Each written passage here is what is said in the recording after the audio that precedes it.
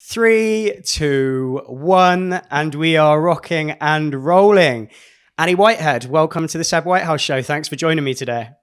Thanks very much for inviting me, Seb. It's lovely to be here. I'm really happy that we can sit down and have this conversation because it's only the last month or so that I've really got back into history.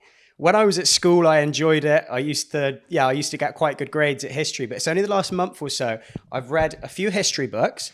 One of them being your book, Mercia, Rise and Fall of a Kingdom, which I recommend everyone should go and grab a copy of.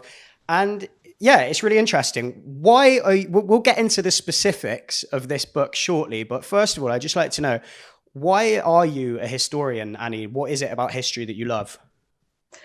That's a really interesting question. I think I probably started being interested in history when I was very small. I travelled around a lot. My father was in the army, so I don't really have anywhere that I can call home exactly. But when I was about 8 years old, we lived for 6 months in York, which is a fabulous place to just absorb all the history. And for those 6 months, I didn't go to school. My mum kind of homeschooled me, which meant an awful lot of trips to museums. And like I say, York is just the perfect place. And I think that's when my love of history probably started. It's very interesting to hear you say, since school history lessons for me didn't really excite me that much until I got further through at school, like into sixth form. And then it started to get a little bit more interesting. I guess that was when you're able to interact a bit more and you start thinking more for yourself. But for me, it was really when I went to uni, and then the whole historical world kind of opened up because the curriculum was so broad, and I was able to go back and look at the ancient, more ancient civilizations, which is obviously what I concentrate on now. But for me, it's just wondering about who these people really were and thinking about why they did what they did, and obviously the consequences of what they did. And I just find that all so fascinating. But I think it's really an interest in people. So I love knowing about the people, or guessing what I think I know about the people. So yeah, and because there's always that element of mystery, because we think we know, but they can't actually talk to us except through letters and documents. So there's always that sort of, oh, what if? And your imagination can just run a bit wild. So I think that's why I like it. Yeah, so that's something that I've found when I've been reading more books on history in the last, like I said, last 4 to 6 weeks, is a real desire to know about the people, about their personalities and their characters, because I think there's a tendency for people that aren't particularly interested in history or don't give it much thought to kind of imagine that the people that lived 500 years ago, 1,000 years ago, even 10,000 years ago were kind of more primitive or unintelligent or less interesting than you might think if you were to give it a moment's thought. But actually, these were, of course, it should go without saying, incredibly complex, flawed, brave, insecure, needy, etc. human beings, just like we are today. And they experience the whole vivid, rich range of human emotions that we all experience. And yet their lives and the period of history that they were living in just so vastly different to our own. Yeah, it is different, but also I think there's a lot of things that must have been the same. Something I was researching recently was attitudes in Anglo-Saxon England towards children and childbirth, and there's some really, really touching things like babies born with cleft palates and buried with feeding bottles. So it just shows that, a baby that wasn't, hadn't developed completely perfectly was not disregarded. They clearly took care of them. And tragic stories about women, noble women, royal women, losing multiple children in childbirth or early years. And you think that there's a common emotion that you can really empathize with. So I think no matter what period we live in, there are lots of things that we can identify with these people's lives. But yeah, I mean, what you say about our attitude towards them, perhaps thinking that they're a bit primitive, looking at some of the artwork and glasswork from even Roman times, and you think the skills that they had then, that they just decorated even the most basic, crockery and spoons and glassware and locks and keys so beautifully, and you think, no, these were not primitive people who didn't enjoy beautiful things. So I think that we've got a lot in common when you think about it. 100%. And of course, you just mentioned the Romans, and we're going to talk about the Mercians, which is even more recent. They're pretty close to us in terms of the evolution of humans, in terms of like the human brain. That really wasn't a very long time ago. So yeah, like we said, it is a complete mistake to just assume that they were somehow more primitive or less emotionally, intellectually advanced than we are. Have you ever had, like, we're getting a bit deep now, we'll bring it back to Mercia in a second, but something that I thought of when you were speaking just then, have you ever had, like, I'm sure you have had the experience in your life where you get in touch with some really raw, powerful emotions that might be, I think for a lot of people it's grief. For other people, it might be like the happiness of like a child being born, or the difficulty of a relationship breaking up.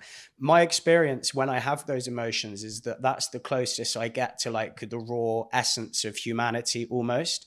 Kind of, we go through life sometimes for months or years at a time, feeling completely just like, you kind of plod along and everything's fine. And then you experience a deep emotional moment like that. And it's kind of at times like that I think that that's when we're most connected to our ancestors, because our daily experiences are so different from them in terms of like technology and kitchens and cars and whatever. But when you get in touch with that really deep emotional stuff, that's when you're getting in touch with like thousands of years of humanity that have experienced those emotions as well, if that makes any sense. Yeah, definitely. And I something that comes to mind immediately is obviously we've all had a rough couple of years one way and another. And when the pandemic broke, I mean, I have 3 kids. They're not kids, they're grown-ups. And only one lives nearby, and the other 2 were both far away, and one almost also dealing up close and personal in the NHS. And suddenly not being in contact with them and with my family and with friends. And it just brought it home to me that we're lucky because we still have that connection with, the digital age. But it got me thinking about the experience of families during World War II, when the children were evacuated and there was no way of keeping in touch. So, I mean, tiny children just being sent, with the luggage labels around their necks and their little suitcases. And for 6 years or so, not seeing their families and their families not seeing them. And it got me thinking about all those times in the past when you just casually read something about a queen even, privileged life, whose young daughter was sent off to be married to some foreign prince or king at a tender age of, maybe not even into double figures. And you suddenly get that emotion that, yes, this is heartbreaking. Mothers being separated from children, not knowing when you're going to see your family again. Like you say, it's those kind of emotions that don't change no matter what age we're living in. It's really interesting you say that, because it really hits home on a thought that I was having recently, which is pretty much the same. I was the first people that went to Australia, which I think was like 40,000 years ago. And I'm just imagining being part of a family on one of these like Indonesian islands, and your son or your daughter, well, it would have been your son, I imagine, is like 15 years old, and he just gets up on one of these boats and just sails off into the sea, and you never see him again. And maybe he died at sea, or maybe he landed on the coast of Australia as one of the first humans to ever set foot on Australia, and maybe he lived there for the rest of his life and was integral in setting up a community there. And they probably would have never ever found out, and then for the rest of their life their memory would have just been what he was like when he was a boy, and they don't know what happens in the rest of his life. It's just, basically another variant on what you just said. It's fascinating to think of that. Yeah, definitely. And you can't assume that people didn't care, even if they were more used to it. But they must have, we know that the Anglo-Saxons cared a lot about their children. I mean, there was a beautiful poem written about the parents who do their best for their child and then have to send them out into the big wide world, exactly like you say, not knowing what's going to happen to them. But it's that same thought, we all want to do the best for our children and for our family, and then after that. But of course, as you say, no way of communicating. And I do believe that those fundamental human emotions don't change overly much. You just live in a different era and a different set of circumstances. But I think underneath we're pretty much all the same. 100%. You mentioned just then that they might have been more used to it. Do you think in let's get to the Anglo-Saxon times? Do you think then, because life was more harsh and was more brutal, do you think that maybe there was more of an acceptance of things such as early death or dying of disease or not seeing your children? Do you think that even though they were still obviously affected by it, that they might have had a higher threshold for suffering than we might now? I suppose it's speculation, but Yeah, and we don't know, nothing's really written about it. So it's hard to gauge. I guess you do get used to certain levels. I mean, we would probably feel perpetually hungry in those times because of the quite limited diet. But I suppose they would have been used to it. yeah. And I suppose, yes, you just have to imagine that you're in that world. Yeah. I mean, they'd find our world very strange, I'm sure. So, but nothing's really written. We don't know an awful lot, obviously, about how the ordinary folk thought and felt.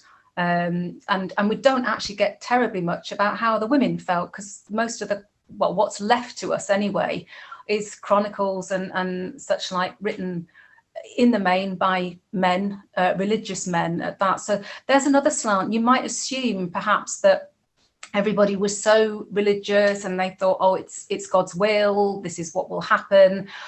But we don't know if people were that religious in the medieval period, because it was only the monks who were writing the histories that tell us so. So yeah, it's very interesting, but I imagine they would have got used to it.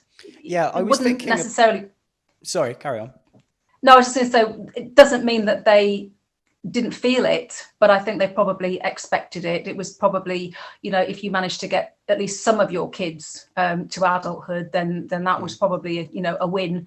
But yeah, I'm sure they still felt it very deeply.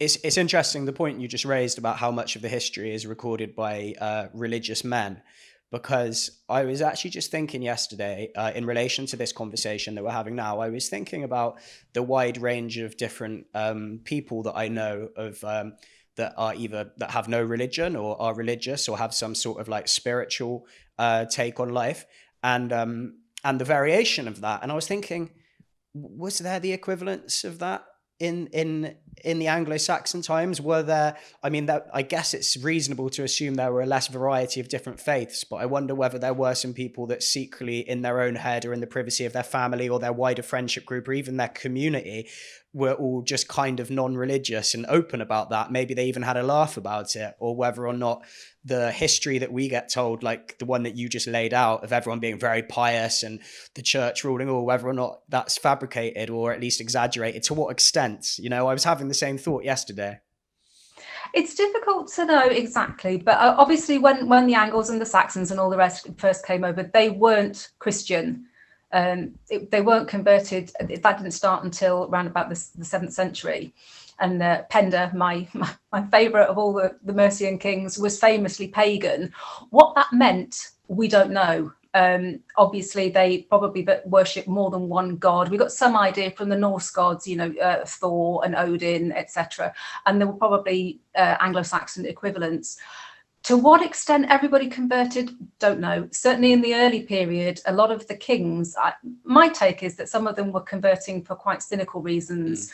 It was almost like, if you convert to my new religion, you can marry my daughter and we'll get trade deals and we'll get, alliances during wartime, etc. There was a famous story about a 7th century monk bishop called Paulinus, who baptized many people in what I imagine, because I visited the site recently, it was a freezing cold river, even in the summer. So, but again, we're told that by Bead, who was a famous monk who wrote his History of England. So it was in his interest to tell us that lots and lots of people were being converted. And I'm sure the vast majority were. There were laws against paganism in the later part of the period. But you've got to remember the Anglo-Saxon period lasted as long as, like, from now back to the Tudors. So, there was a huge period where things they did change, but it was the Anglo-Saxon period was huge. But I was just thinking, they lived by the seasons and the earth, and you're getting up when it's daylight and you're going to bed when it's dark, and you're constantly thinking about the seasons. So there must have been very, very much in touch with the earth and with nature.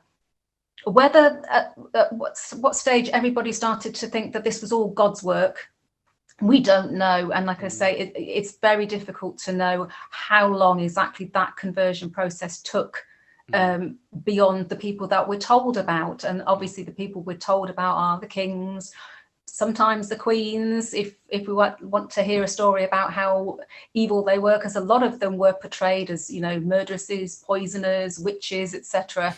But on the ground level, it's not something that we can know, except through grave goods, obviously, because the archaeologists, they find various things in the graves, and the grave goods tend to denote that these were pagan burials. Tell us also a lot about whether they were mixed culture burials, etc. So that's the only way you can know. But again, that's only what you find. And we haven't found all of the graves. So yeah, I can't really answer that one. Sorry, that was a really long-winded way of saying I don't know.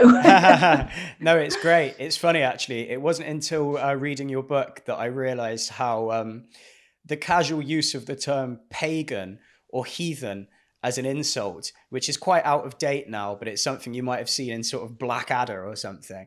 And it's still something that you might say in a sort of tongue-in-cheek fashion.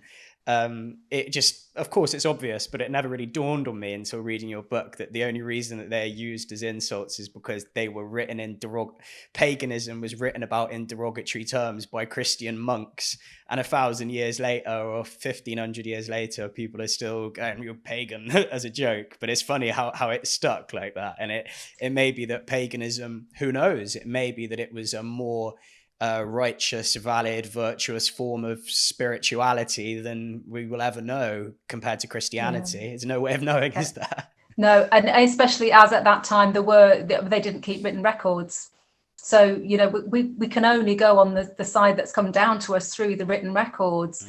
It's very interesting that Pender, the pagan king, we know most of what we know about him from Bead, who was fighting in a country that was his enemy. And so when he said good things about Pender, you've got to take that on board. So he said that although he was resolutely pagan to the end of his days, he didn't mind Christians coming in and preaching to his countrymen. So you think, well, if the enemy's saying something good about him, then you've got to take some notice. But yeah, no written records. So we don't know what form Anglo-Saxon paganism took, unfortunately. Well, that was actually something that struck me several times when reading your book, quite profoundly, actually, on a level that I've not experienced to this extent. Being a historian is basically being a detective, isn't it? Yes, it is. Yeah. And you've got to be careful not to necessarily always go looking for something to prove, because if you start out with a clear idea, then you might find that you're molding what you find to fit that idea. Confirmation bias. Yeah, absolutely. So, but yes, and especially with this period, picking through what little we do have. I mean, it was called the Dark Ages for a reason. There is a limited amount of written material. It's not that they all lived in the dark. And I mean, if you've only got to look at the likes of the Sutton Hoo burial and the Staffordshire Hoard to see how really skilled they were, and some of the beautiful books that were produced at that time. But yes, it is really hard picking together the pieces and looking at who wrote what you're looking at, and why did you write that? Can we believe what you said? So yeah, it really is detective work. So let's get into Mercia specifically now. So I'll give you my understanding of it, and then you can sort of summarize with a more probably more accurate. So if I was to describe it to someone, I would say the Kingdom of Mercia was one of many powerful kingdoms located in the landmass now known as England at the time. But of course, the country wasn't even known as England at that point. And I find it fascinating looking into this period of history that there was no such thing as England. It wasn't united under a single name, nor was it united under one single tribe or ethnicity or nationality. So the landmass, which we now call England, was divided into separate kingdoms consisting of different types of people, different languages, customs, cultures, constantly going to war with each other pretty much all the time. So this landmass was basically a land of warring tribes. What we know of England was quite literally a real life, centuries long saga of Game of Thrones. And the book that you've written is about one of these kingdoms, Mercia. Now, what I'd like to know is, what was the ancient kingdom of Mercia? When was it? Where was it? How important was it? Just the brief overview of Mercia for someone that's never heard of it. It was what we now think of as the Midlands. We don't really know how it came into being, which is one of the fascinating things. And some of the other kingdoms, it's so obvious, you know, Wessex, the West Saxons, well, that's where the Saxons lived, and East Anglia, that's where Angles settled. Northumbria, well, they were north of the Humber, but the Mercians, that's a tricky one. So essentially the Midlands, but that's a huge area. Mercia comes from a word meaning march or border. And we think that that probably means that they were the people who lived on the border with the Welsh. Makes sense. Might be they lived on the border with the Northumbrians, because those were the ones that they tended to fight most often. And we think that they were probably, it was a federation of lots of different tribes that came together. So they kind of absorbed a lot of the small kingdoms that were already there that might not even have been English or Anglo-Saxon, but perhaps British kingdoms that had already been there when they arrived. We're not sure where they came from. They were probably Angles rather than Saxons, and various very, very strong kings built Mercia until it got bigger and bigger and bigger, until a lot of the Mercian kings were basically overlords of all of those kingdoms south of the Humber. So there was only Northumbria that they never managed to completely control. But they were all at it. All the local kings were making their kingdoms bigger and bigger, either by marriage alliances or by just storming in and taking over, or in some cases even killing the previous king and expanding the kingdom. So it's a real gradual process. So lots and lots of little kingdoms to start with. And I don't think Mercia was very big at the beginning. And then by 1066, obviously you've got one kingdom, but the old countries were still there as what we now think of as counties or areas. So East Anglia, Northumbria, the Midlands, Wessex, but they were earldoms rather than separate kingdoms by that point. So it's a real gradual expansion over the years. It took a long time, and the borders were constantly changing because, you know, one day king goes off to fight, grabs a bit of an extra land, something happens to him, that king who lost the land comes and steals it back. So very, very fluid borders. So Mercia went from being small to big to quite small again over hundreds of years. So when do we first hear about Mercia in the historical record, and when did it hit its peak, and what kind of timescale are we talking? We're talking, well, we first kind of hear about it with Pender. There was a king before him that we don't know terribly much about. He's only mentioned a couple of times. So Pender was king from, we think, round about 626, so early 7th century. And he, I'm not quite sure how he came to power, so it's all a little bit murky. We don't have any kind of Mercian record at this point. So we're getting everything from the Northumbrians, really, and a little bit from the Anglo-Saxon chronicles. But Pender was really successful. He fought Northumbrian expansion, fought various kings. His sons then took over from him, and between him and his sons, they ruled Mercia for about 75 years. So it was all reasonably stable. And then the kings who came after, there's one who's very successful that most people haven't heard of, called Athelbald. He was followed by Offa. I think everybody's at least heard of Offa's Dyke if they haven't heard much about him. And just by being strong warrior kings who all had incredibly long reigns, actually. I mean, Pender reigned for 29 years. One of his sons reigned for 29 years. Athelbald reigned for, trying to think, it's about 30, 41 years, something like that. Offa, similar. And they just happened to be really strong, successful warrior kings, and they were able to take over and absorb the smaller kingdoms. And there was nobody really to match them apart from the Northumbrians. And they just managed to gain the ascendancy. With Athelbald, he was incredibly successful. I mean, he was the ruler by the end of his life of Essex, Wessex, Kent. He was even appointing the Archbishop of Canterbury. That's a huge landmass from the border of Wales all the way down to Essex. This is, I think there's a map actually. I don't know where it is, but it's somewhere in your book. And it shows Mercia at its prime. Is it in your book, or did I see it online somewhere? Anyway, there is one somewhere. Yeah. Yeah, and I was looking at it, and I was like, okay, wow, because I was imagining for a lot of it that it was like kind of the Midlands, and the Midlands is a big area anyway. And then I saw this map of Mercia at its prime, and it was about half the country, if not a bit more. It was just the whole middle bit. It was absolutely, and the border really was the Humber, by Hull. Yeah. It was incredibly huge, and it's interesting that Bead gives us a list of what he called sort of the over kings of all the other kingdoms. It was a name, Bretwalder, and he lists them all. And guess what? Bead was a Northumbrian, and all the kings on his list were Northumbrians, with the exception of one. But a lot of people do think that Offa should have been included in that list, because he was, it's, as you say, you look on the map, it is a huge area. And then it all went a bit wrong, because apart from Pender and then his sons, it was very, very rare with Mercia that a son succeeded a father. And I mean, Offa came to the throne in quite murky circumstances. Athelbald, that I talked about, he was actually murdered by his own bodyguard. And then another king came in, didn't last very long. Offa got rid of him. So Offa was hugely aware that this was a bit of a precarious position.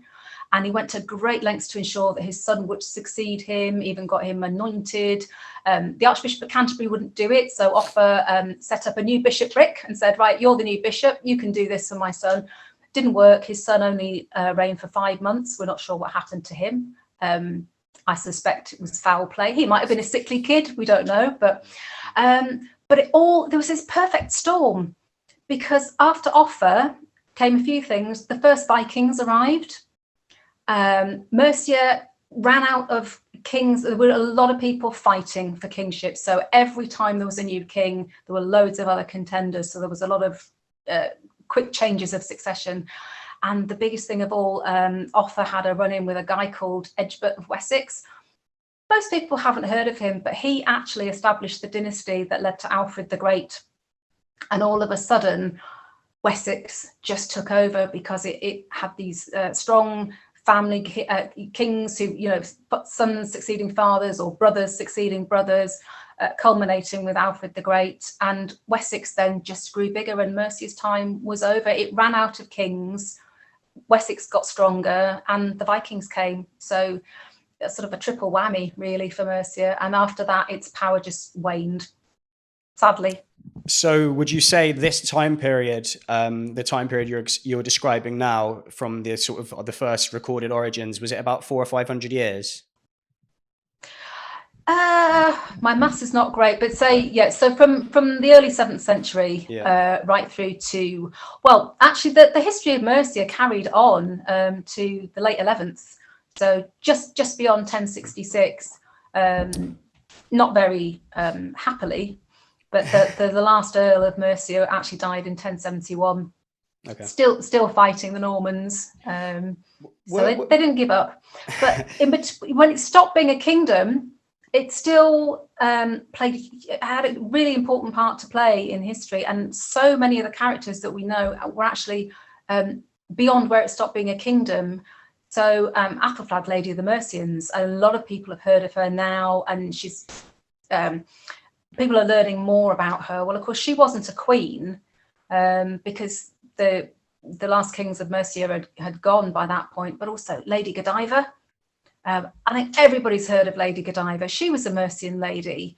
And then there was a great character who was once voted the most evil man in English history, called Eadric Streona, who I mean, he swapped sides during the wars when Canute came with his Vikings so many times. He must have got dizzy, and he eventually got his comeuppance.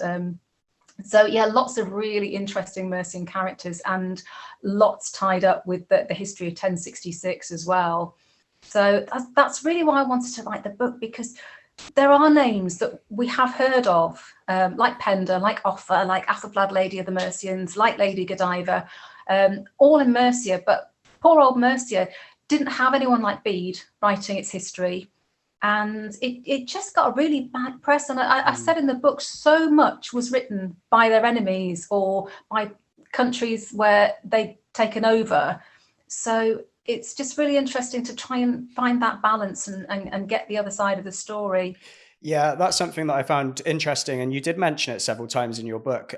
Just the idea that the historical record through which we understand the information you share is sort of heavily influenced, like distorted or biased, depending on the time scale or the geographical location when the events actually took place. Like there's this guy Bead, you've mentioned him a few times in this conversation. So like if you could clarify, who was Bede and why did his writing affect what we know about Mercian history, or why did it come across biased? Yeah, well, Bede was an 8th century monk, lived up in Jarrow, and he wrote his ecclesiastical history of the English people. And it's, I mean, others might have written it, but that's what we've got that survives. He was a Northumbrian, so he was championing the Northumbrian kings, and they were among the earliest to convert to Christianity. And of course, he's writing this ecclesiastical history of the English people. And so a lot of our early information comes from him, because he died in, was it 731? So his writings are a lot more contemporary. We do have this big collection of chronicles known as the Anglo-Saxon Chronicles, which unfortunately from a Mercian perspective was commissioned by a king of Wessex, Alfred the Great. And although it was contemporary from his time on, so like 9th, 10th century, they were having to work back. So what we've got from the Anglo-Saxon Chronicle for the early period isn't contemporary. And so Bede, obviously, Northumbria is great, and I'm going to write about Northumbria, and I'm especially not going to like anybody who isn't Christian and who isn't Northumbrian. And the Anglo-Saxon Chronicles were, this is a history, but obviously anytime we can get to mention the kings of Wessex, we're going to do that. And so, I mean, even Offa, who was, I mean, he thought he was on a par with the Emperor Charlemagne over in Europe. I'm not sure Charlemagne felt the same way, but Offa certainly did. And he was a pretty successful king. He's only mentioned 7 times in the Anglo-Saxon Chronicle. So that gives you some idea of the bias. Athelflaed, Lady of the Mercians, absolutely crucial in the fight against the Vikings, is not even named in the Anglo-Saxon Chronicle. She's just referred to King Edward of Wessex's sister. So just that there is a huge level of bias. So for the early period, we've got Bede up in the north, who's reasonably contemporary. For the later period, mainly relying on the Anglo-Saxon Chronicle, which is, again, contemporary, but very biased towards Wessex. And there's nothing for Mercia except a very tiny bit called the Mercian Register, which talks about Athelflaed, Lady of the Mercians. And I've typed it out. It comes to about an A4 sheet of paper when you type it out. So it's not very much at all. Just covers about not even 20 years. So yeah, so it's a real struggle to cut through that bias and to find the truth about Mercia. So this guy Bede, this Northumbrian monk, who he had a geographical bias and a religious bias against the Mercians. So that's why so much of the record paints them as pagans and heathens, which is really interesting. But am I right in saying we'd be even more lost were it not for Bede? Oh, absolutely. We'd know nothing at all, I think, about Pender. He is included in some genealogies, so we get the line of kings supposedly going back to Woden, who obviously was the pagan god. But other than that, there's very little, because of course Mercia, with Christianity, as I've said, comes literacy. So in Pender's time, no Christianity, no monks, no writing. So there is no record of what was going on in Mercia at that time because it wasn't being written down. So Bede is hugely important. Without him, there's so much that we wouldn't know. Something that I've found myself daydreaming about while I was reading your book is just the idea that how long ago, like 1300 years ago, there was a Northumbrian monk called Bede, and he just decided to just write everything down. And it must have been quite the task, and he must have spent quite a lot of his life just documenting history. And were it not for this guy, our knowledge of that time would be so much less. Just one man, one Northumbrian monk, decided to keep track of everything. And now, over a millennium later, we are still sat here talking about him through a magical portal where we can see each other's faces, despite the fact we're hundreds of miles away. And yet we're still relying on this 7th century monk called Bede to tell us about that time. And I just found myself thinking, I wonder what Bede would have made of this. I wonder what Bede would have made of the fact that over a millennium later, we're here having this conversation through this piece of technology, which he wouldn't be able, it would blow his mind were he to even see it. And yet here we are still so reliant on him. It's quite the legacy that he's left behind. It is incredible. And it's even more incredible when you think that an awful lot of the documents that we have relating to the period were lost in a fire. Right. So I can't remember the exact date.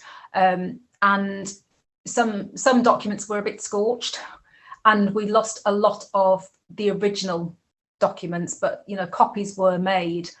But it's absolutely incredible. I don't know whether Bede would be hugely surprised that we're still talking about him now, but I think he must. The hard work. I mean, I've actually tried calligraphy a few times. It's hopeless because I'm left-handed, and that's my excuse, and I'm sticking to it. It is very difficult for left-handed people to write properly in calligraphy, but just the physical act of writing.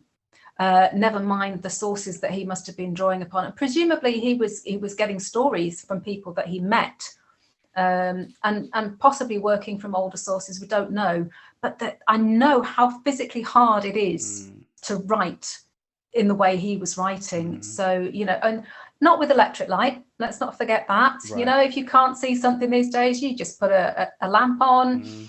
There was nothing. It's just backbreaking work. It is really, really tiring, and yet, as you say, it's lasted.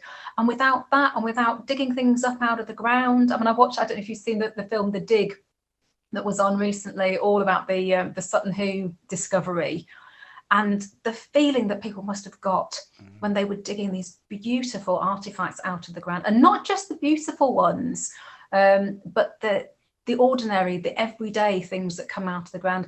For me, it's the personal things, like actually seeing the manuscripts, knowing who wrote them, or maybe a little hairpin, or a key that's been lost, or a pair of shoes.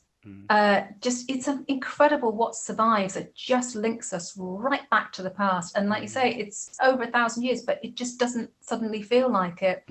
I get quite emotional when I see things like that, or I go to places where I know such things took place. It's incredible. What I'm really sensing from you now, especially when you say you feel quite emotional, is what you said at the start of the conversation, that your passion for history, it seems like it comes from a place of like you say, interest in humans, and like an empathy for, or a desire to connect with those people that aren't around anymore. It seems like it comes from a very human, almost more of a human place and an intellectual place in a way.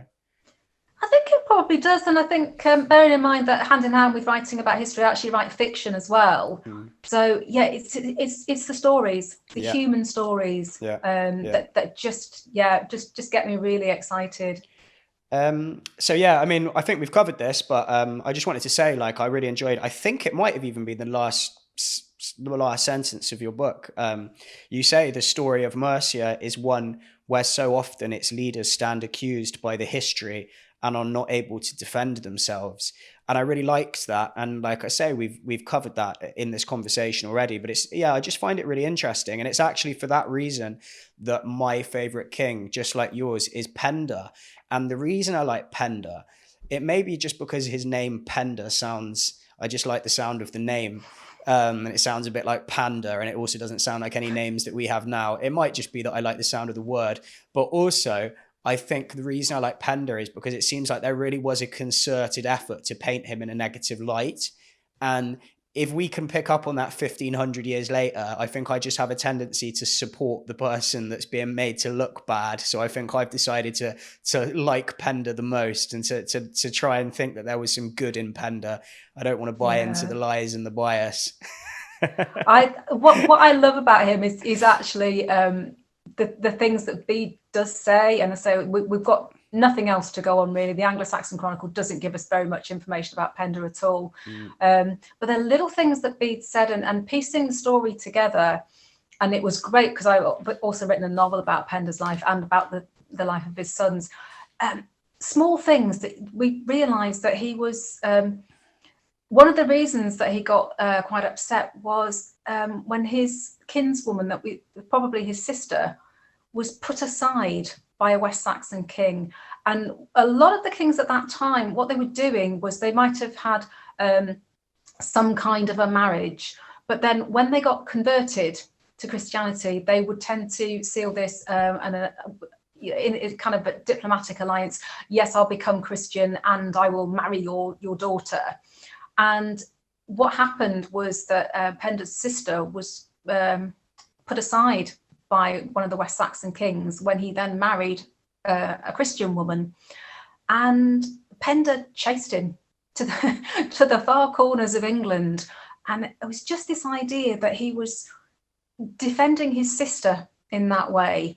And we think we know, putting the pieces together, that Pender, unlike all these Christian kings who put aside their first wives and then married again for convenience, that Pender only had the one wife. And she was such a character, seemingly, that he was quite happy to leave her in charge of Mercia while he went off fighting.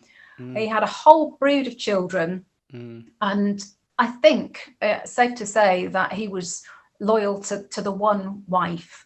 So it gave me a real insight into the character, and I thought, yes, okay, he's a bloodthirsty warlord, doesn't seem to take much to get his temper up, but he's treating his womenfolk really well. And yeah, he's determined to remain pagan. He's got absolutely no time for the Christians, but yeah, sure, if you want to come and preach, I'm happy for you to do it. And so he lets the Christians in, lets them try to convert, lets them preach to his country folk, to his fellow countrymen.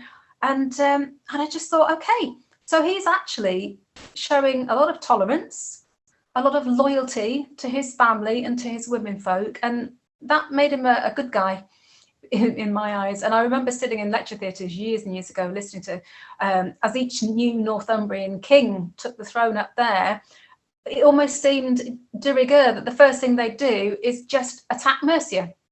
And poor old Pender was forever just riding up and down, and he was described as an energetic man, and he must have been. And he was still fighting well into his 6th decade. It's just incredible. So I just got this picture of somebody who'd really been given a bad press. I don't think that he did much out of pure spite or anger or aggression. It seemed to me that in the main he was, almost being aggressive to be defensive, and was certainly no worse than any other warrior king at that time, and in some ways an awful lot better, because he seemed to me to be a bit more decent. So yeah, it's just, we don't have very much information about him, but what we do just built up this massive picture for me. You mentioned that. Sorry. No, go on. Okay. You mentioned that he was fighting into his 6th decade. Do we know anything about the average life expectancy of Mercians at that time? Not really. It's interesting. What I learned when I was doing my history degree, you learn about the kings and the queens and the politics. You don't learn so much about the ordinary folk. The Anglo-Saxon diet wasn't fabulous. And obviously, like with all eras, the richer you were, the better you ate. And we know of a lot of bishops, for example, and clergymen who lived well into their 80s. Well, they would, the monasteries have the food, they have the fish ponds, they don't tend to starve. Also, the church rents are due to them, often paid in food. But Pender, yeah, was probably in his 50s when he died. I mean, you think about the lengths of reigns of some of those kings I mentioned. If they're reigning for 40 years and they're warrior kings, you know, if you didn't die in battle, there was a fair chance that, you know, depends, I guess, on individual years. And there's a lot of records of droughts and failed harvests. And obviously, when you're totally reliant on the food that you grow and where you live, certainly in the earlier period, there wasn't a huge amount of trade. I think in the later period, when you get into the 10th, 11th centuries and the towns start building up and there's more trade. But earlier on, you know, if you live by the sea, then you can eat seafood and saltwater fish. If you live inland, you get fish from the river, you get what you farm. But they had a whole different way of farming. So they didn't have milk and cheese all year round. They didn't have dairy produce all year round. It's hard to say. I think mortality was, you know, fairly low. Lots of infant deaths, and childhood deaths. But there are plenty of instances where women lived a really good long life. I mean, again, Lady Godiva, she was still alive in certainly after 1066, probably in her 80s when she died. There was wonderful queen, not of Mercia, but Queen Emma, who was married to 2 kings. She was an elderly lady when she died. There was potential to live a good long life, but I suspect that was not the norm. You mentioned that Pender lived a long life despite the fact that he was a warrior king who he wasn't even dying in battle, which was obviously impressive in and of itself. So when reading your book, I found myself trying to understand like the motivation of the warrior kings, right? Was it a genuine belief in their tribal or ethnic superiority, or were they kind of motivated by self-serving self-interest? I know we don't know for sure, but the thing that I find really interesting is like they were risking their lives so regularly. Okay, so that they had such a belief in whatever they were doing that they were willing to murder and take part in these battles where hundreds and thousands of people died, and they were having their own life at risk. So whatever they were fighting for, they had such a strong belief in it, which to me suggests that I mean, who knows? But to me it suggests it can't have been like purely and narcissistic, self-serving self-gain, because if they really wanted to preserve themselves, they wouldn't be putting themselves in such risky situations the whole time. It seems to me that there must have been like a strong belief either in the superiority of their land, or a strong love for the people of their land, or perhaps real beliefs in like the virtue of like honor and glory and integrity and courage, because nowadays we know that politicians and world leaders often act in their own self-interest, and we also know that a lot of these politicians and world leaders wouldn't put their lives on the line for it. But these warrior kings, although obviously they took part in barbaric acts, there was something driving them, which I'd love to understand. Do you have any insight? I think it's probably a little bit of all those things that you've mentioned. I think in some cases there was maybe a blood feud, scores to settle, and certainly with Pender and his family constantly fighting the Northumbrians, that was a weird and complicated series of events. I think at the time a lot of for ease, let's call them the English kings, were trying to expand their kingdoms and taking over some of the smaller Anglo-Saxon kingdoms or the British kingdoms that were there, probably just because land equals wealth. And there's a huge, I mean, yes, they were a warrior society to an extent, but also there was this fundamental obligation for the Lord to look after his people. So not really a feudal system, but similar kind of idea that the Lord was owed the fealty of his men and his people, and in return he had to look after them. And in fact, the word lord actually comes from loaf giver, so literally the bread giver. So a lord has to be able to provide for his people, or he isn't much of a lord. And the way to do that is to ensure that you've got the good land. A lot of times when they didn't necessarily take over whole kingdoms, but they demanded tribute.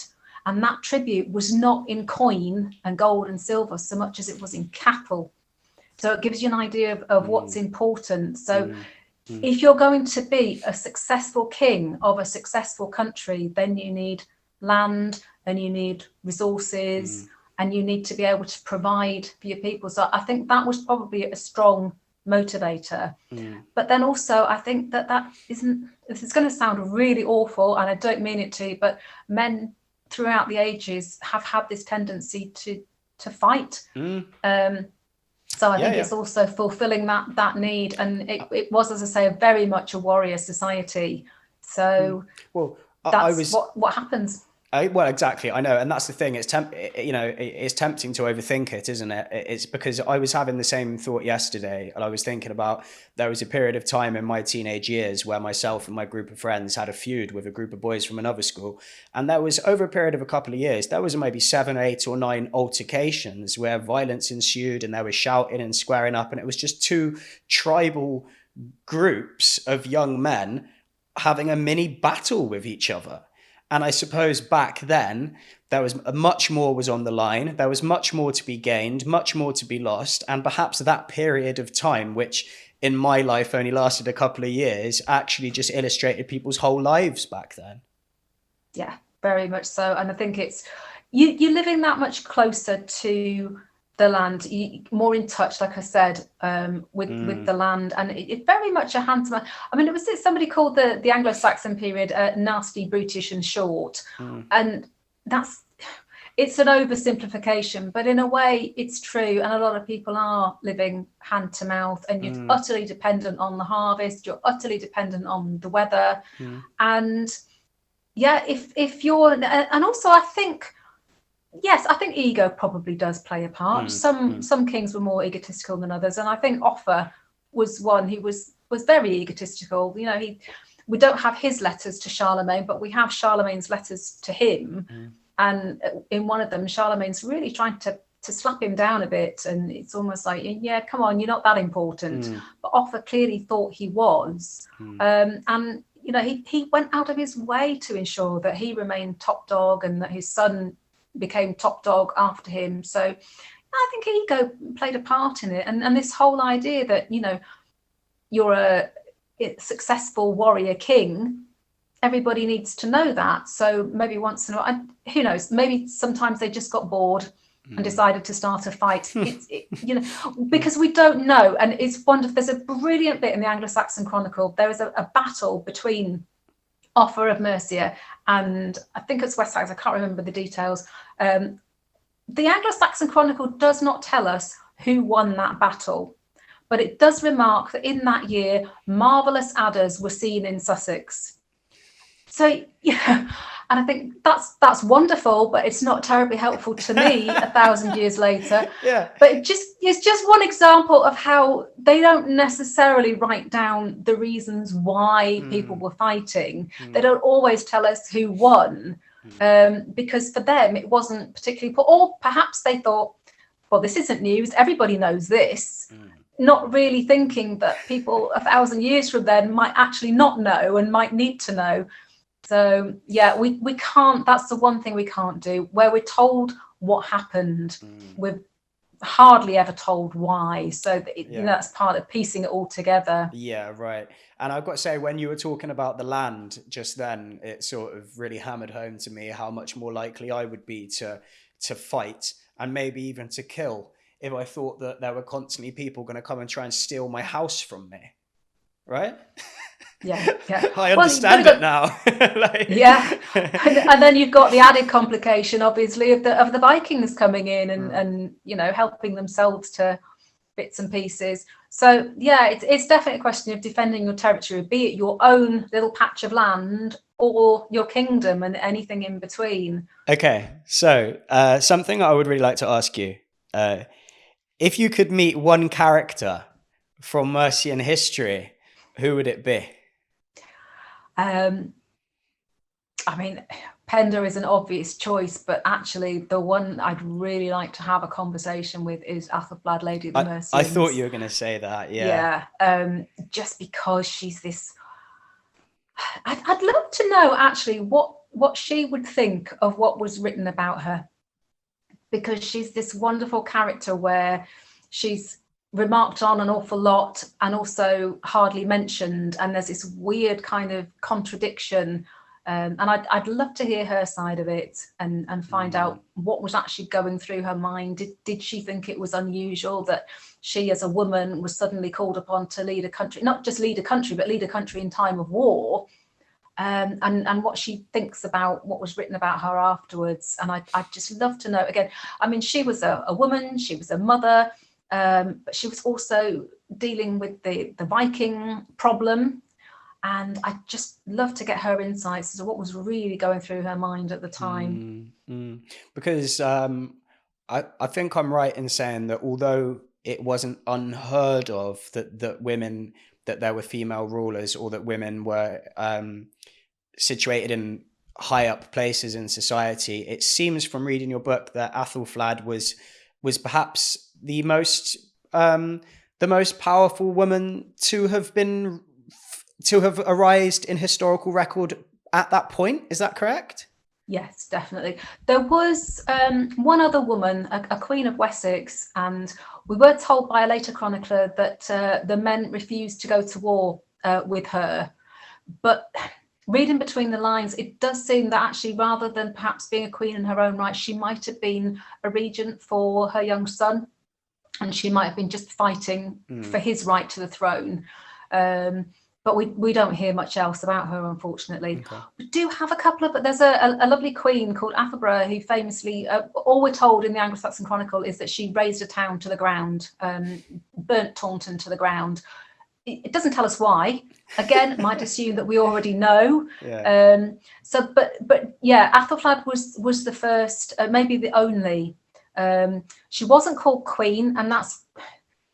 It causes people a lot of anguish, actually, this name queen, but I don't think we should get too hung up on that, because the word queen didn't mean to them what it means to us.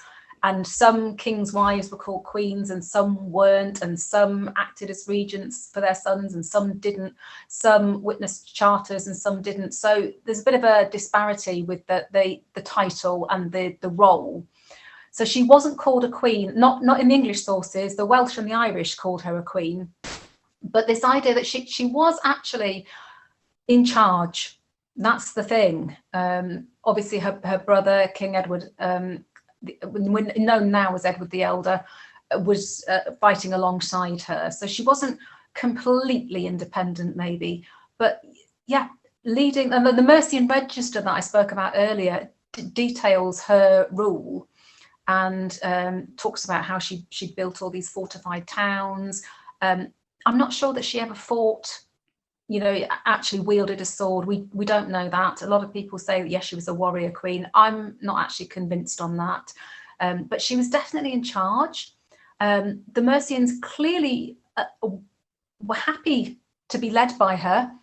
And yet you think, well, in this warrior society, if it was so okay, so not unusual, why was it so okay? Right. It seemed to be sort of unprecedented, but they were like, oh, we don't mind. So much so that her daughter, for a very short while, actually succeeded her. And a woman succeeded a woman.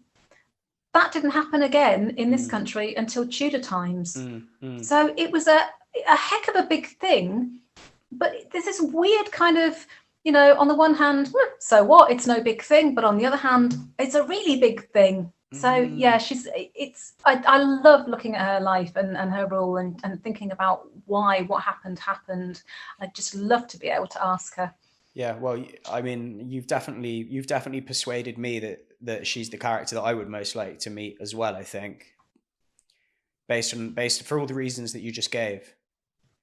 Yeah, That strange contrast, like, as you said, between how rare it is and yet how just casually accepted it was. And it just circles back to the point that we've come to a couple of times of just like how much we both, I think, wish that the writing of the time was more sort of detailed and personable rather than kind of formal documents. yeah, yeah. I mean, some of the earlier chronicle entries are so concise. As it goes on, you get a lot more detail, but at the time it really sometimes there's just one single line. And the Welsh and the Welsh annals are a bit like that as well, just one line that will tell you one event that happened in 1 year. Also with Athelflaed, we've got the complete reverse with the Irish chronicles, one of which you have to be a bit careful because it reads a bit more like a saga rather than a chronicle, but that's the one that gives us lots of detail about how she famously defended a town in the north of England by throwing all sorts over the walls at them. And you've got to take it with a little bit of a pinch of salt, but that's where we get all the lovely detail. So another question for you. What do you think was the single most important / impactful event in Mercian history? Oh, that's a difficult one. There's probably quite a few, I suppose, if you had to take your pick. Yeah, I think probably when the Vikings arrived in Repton and Athelflaed's uncle was king of Mercia at the time, and he got evicted, shall we say, and there was one other king after him, and then there were no more kings. And I think that kind of sealed Mercia's fate, because, as I say, although Athelflaed eventually took over the country, I don't think her brother was ever going to let that be a permanent situation. And it was from that point on that Mercia really came under the control of Wessex. So I'd love to know what would have happened if, I mean, the Vikings didn't get into Wessex, and that's why it's famously known as the Last Kingdom. You know, if you read the Bernard Cornwell books or watched the show, that's why it's known as the Last Kingdom. Half of Mercia was taken over by the Vikings and half of it remained free. I just wonder, I think that was perhaps the turning point. I wonder what would have happened if the Vikings hadn't got that far, and then we would have had two very strong kingdoms. But as I say, it was this horrible sort of perfect storm. The Vikings came and Mercia also ran out of kings. So, you know, it was never going to end well after that. But it all could have changed if they hadn't arrived. The end of days. So the other thing I'd like to know, what is your favorite, or what do you think is your most interesting sort of fact or story or sort of piece of information about Mercia? Like a sort of your favorite trivial piece of trivia, or perhaps a little story that took place that you have a particular fondness for. One of the stories I love the most, mainly because I don't believe a word of it, but it is a fabulous story, is the daughter of another king that most people haven't heard of. He was King Kenwulf, and again, he reigned for a quarter of a century, and we don't know very much about him. He never gets mentioned, but his daughter was a really powerful abbess. She was in charge of quite a few abbeys. And again, she's another character I'd love to have met, because she must have had a really good business brain. She must have been able to read, because she was in charge. I mean, abbeys were huge estates. So, you know, it's like managing them all and keeping track on what was going on. But according to a later chronicler, she had a little brother, teeny tiny boy, and she was very jealous of him, and she couldn't understand why he was heir to the kingdom when she should have been, which is nonsense. She couldn't have expected to be anyway. So the story goes that she arranged to have this little teeny tiny brother taken out into the woods and disposed of, and the body was hidden, and that should have been the end of that, except that a dove flew over the altar at St. Peter's in Rome and dropped a message, so that the Pope in Rome found out where the body was hidden. So it was discovered and it was brought back to Winchcombe for burial, and she happened to be there, looked out the window and saw this funeral procession and thought she was going to get caught out. So she cast a spell and she started chanting a psalm backwards, so that, you know, hoping to not be discovered. And according to this later chronicler who told the story, her eyes then spontaneously dropped out. And he said that when he was writing it up years later, he could still see the bloodstains on the paperwork to that day. And that's what this poor woman is remembered for.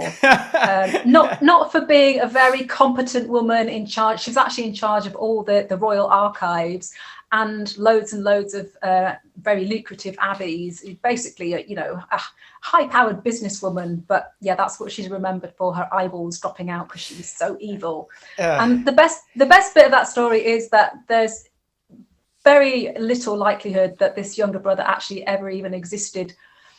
So that's funny. It's those stories that stick, isn't it? Yeah. If only the chronicler that wrote this was as interested in going into detail about the actual truth rather than whatever he fancied writing after a few glasses of ale. I have to say, this particular chronicler, he was an incorrigible gossip, and he produced some great stories, but you have to take an awful lot of them with a pinch of salt. So we spoke about, you know, the importance of the work of like the monk Bead and maybe to a lesser extent chroniclers such as this guy, but how useful they are in understanding this period all these years later. As I understand it, this book, Mercia, which she wrote, is the only book that tells the whole story of Mercia from its unknown beginnings to its end in its entirety. Is part of the appeal for you as a writer, as a historian, compiling this history and almost you're contributing to these centuries of record and history, and sort of almost, do you get a buzz out of thinking that maybe hundreds of years from now people might be using your book for historical reference in the same way that you're using Bead? Gosh, I mean, that would be lovely. I highly doubt it, but that would be fabulous. I did have a lovely story, actually. I've got an old school friend who I haven't seen for years, who now lives out in North America. And he lives a long way out in the middle of nowhere. He talks about, he loves it when he flies back to the US, and he knows he's only 300 miles from home when he gets to the airport. And I'm thinking, America's big, isn't it? And he was in his local bookshop and got chatting to the guy who worked in the shop, who was obviously there just doing a job to fund his college fees because he was a student. And my friend noticed that my book was there in the shop. Oh. And he said, "Oh, I know this lass. I used to go to school with her many years ago." And the young lad said, "Oh, my friends and I were all using it as part of our college studies." Oh. And I just had a little bit of a moment. I thought, what? My book's actually on the other side of the world and people are reading it. That was absolutely great. But the idea that it will still be being used thousands of years in the future, I don't know. I really don't know. I mean, I'm not an academic historian, if you like, but it did seem to me that there was an empty place where a book about Mercia should be, because a lot of people think that, you know, when Athelflaed died and Wessex took over Mercia, that was the end of the story, and it really wasn't. And if we don't talk about that, then we'll never learn about people like Lady Godiva and a really powerful family that I talk about in the book, who had so many different connections. I mean, one of them was married to King Canute. They were aldermen. They fought in 1066. The daughter, in fact, was first of all married to the King of Wales. Not many Welsh kings were actually called kings at that point, but this one was. And she then was married to Harold Godwinson, he who died in 1066. And so actually, had 1066 gone the other way, she supposedly had sons by him. So the Mercians would have actually, or half Mercians, would have carried on being on the throne of England. Wow. So to not talk about any of that and just say, oh, it all finished, you know, the West Saxons took over, Wessex became supreme, Mercia died out. But it didn't. The Mercians were still playing a huge part in the history of England. So, and I don't know whether there is now, but at the time there wasn't a book that told the whole story from start to finish. Well, the fact that your book is the first book to tell the whole story from start to finish is, yeah, I think it's an incredible achievement, and it is an incredible contribution to the historical record. As far as I'm concerned, I was quite surprised to see that it hadn't been done before. So yeah, congratulations on the book. May I ask a quick couple of questions about the actual writing of the book? I'm personally very interested in how long did it take you to research and write it? Oh gosh, probably about 18 months, 2 years. Okay, that seems very fast. I think if I had to do that, it would take me about a decade.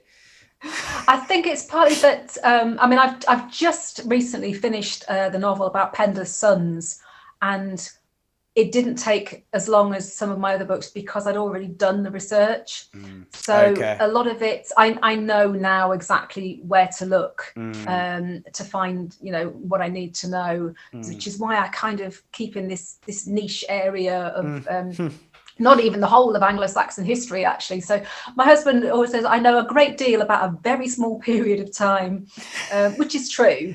But yeah, it's I'm also blessed to not only have had a fantastic tutor when I was at college, I also kept all the notes that I made then.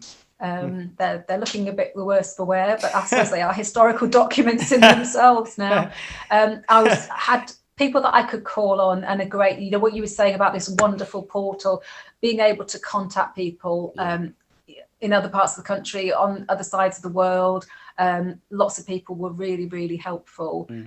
Tracking down the information was the hardest thing, but in a way also the easiest thing, because there are so few primary source documents that you know, it's quite easy to get hold of them and to study them, because I always wonder what it would be like talking about, say, Victorian history. I don't think I could do it because I wouldn't know where to start. There's so much information. You know, you've got the historical records, and then you've got personal letters and even photographs, you know, towards the later end of the period.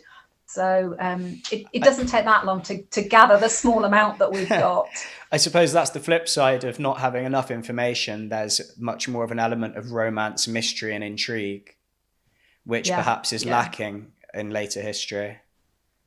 I think so. And I think it's probably harder to find the original stories to tell as you come further forward. Right. Yeah. The one other thing I just wanted to ask, just out of sheer interest, just on a personal question. How many, as in a personal question for myself, how many hours, when you're writing a book, how many hours a day do you spend writing? Do you have like a routine that you stick to, or do you kind of wait for inspiration to strike? I do have a routine. I do try to be at my desk, usually about 8 o'clock, but I do a lot of social media. So the working day for me is usually 9 till 5. Yeah. And I do try to stick to that. But there's times when it becomes all day, every day, especially towards the end, editing and proofreading and making sure everything's just so. Early days is a bit more flexible. If I'm taking notes and researching things, I'm a little bit less disciplined, I have to say. So if you set when you're working from 9 to 5, will you literally, apart, I assume you have a lunch break in the middle, will you really spend that whole time writing and thinking and trying to clearly get your pages out? When it's actually writing, yes, because it's weird. It's almost meditative. You know, you can be so completely absorbed, and then you look up and you realise that 3, 4, 5 hours has just disappeared, because it really can be that engrossing. Other times, I say when I'm taking notes, when I'm researching things, you know, you're stopping, you're starting, and then you go down all sorts of what's known as research rabbit holes, and the internet is great but also evil, because it's fabulous now. There's so many sources that are online, but also there's a huge temptation to click on too many links, and then you find yourself suddenly you're hundreds of years away from what you were originally researching. So yeah, it can be a bit of a time sapper as well as a time saver. Yeah, well, I think we could probably do a whole separate podcast on writing. But the reason I ask is because I remember seeing a conversation between Stephen King and George R.R. Martin in a YouTube video. And George R.R. Martin said to Stephen King, I got a question for you. How do you write so many damn books? And Stephen King said that he tries to do about 4 hours a day. And in that 4 hours, he tries to get everything clean. He tries to, for that 4 hours, whether he's working on 1 page or 10 pages, to get it down, finish. And George R.R. Martin said to him, and you can do that? And Stephen King was like, yeah, I can do that. Because of course, George R.R. Martin sometimes goes 6 months without writing a word, because he waits for inspiration to strike. But I think I'm not a writer, you are. I think generally that's not a very professional way of doing it. And it's about being disciplined and sitting down. And like Picasso said, inspiration strikes, but it has to find you working. Yeah, definitely. There is an element I've noticed that if I have a deadline, my brain won't let me start working too soon. It's almost like it's saying, we don't have to sit down and write this yet. And I do find sometimes that I'm just what seems like wasting time, but I think it's something's going on at the back of the brain. It's just getting everything ready. And then I suddenly think, yeah, okay, we'll sit down and write now. So yeah, deadlines are a weird thing for me. It's almost like I step back a little bit from them. You don't want to get there too early. We won't start the race just yet. And sometimes you just can't do it. You've got to go out for a walk, clear your thoughts. I get very frustrated when I can't make things join up. When I'm trying to join dots and I think, oh, how can this be? And sometimes you just got to go away and forget about it and then come back to it. But when it actually comes to writing it out, when you've got everything in place and you've just got to write, that's when I can lose just hours and hours. And that's when I get quite single-minded about it. And I will sometimes work until midnight some nights because I've just got to get it down. Wow. It's fascinating. The period you described where you're sort of taking a step back and letting your brain kind of almost subconsciously calculate what's to come. That's where I spend most of my time. It's not a bad place to be. But Annie, thanks a lot for talking to me today. Thanks so much for inviting me. It's been a pleasure. It has been an absolute pleasure. Everyone that's listening, Mercia, The Rise and Fall of a Kingdom by Annie Whitehead. Check it out. It's a brilliant book. I've read it 1.5 times. I read it first thoroughly, and then I read it again, kind of like picking out the bits that interested me the most. And I really, really enjoyed it. It's fascinating bringing that period of history to us. Is there anything that you would like to say in regards to like social media channels or website or anything like that? People can find my website. I'm anniewhiteheadauthor.co.uk, and you can find me on Twitter and Facebook. Be careful if you're searching my name, because there is a very famous trombonist who also has the name Annie Whitehead. Don't get us confused. I can't play the trombone. She can probably write, but I can't play the trombone. All right, nice one. Thank you very much. Yeah, thanks again, and yeah, all the best. Lovely. Thank you very much. Cheers. Bye-bye. Thanks. Bye. Bye.